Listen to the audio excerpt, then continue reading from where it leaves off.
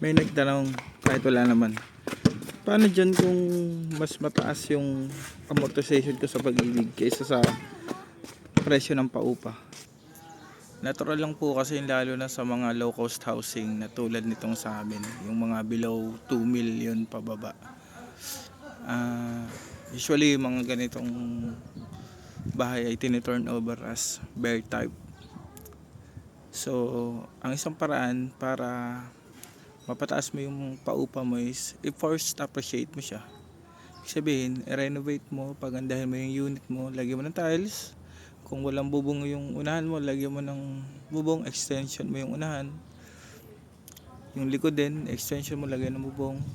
Lagyan mo ng mga partition yung kwarto sa taas, lagyan mo ng ceiling. Eh nga lang, kung wala ka pang pera, kailangan mo ulit mag-loan. Loan lang loan hanggat hindi nakukulong.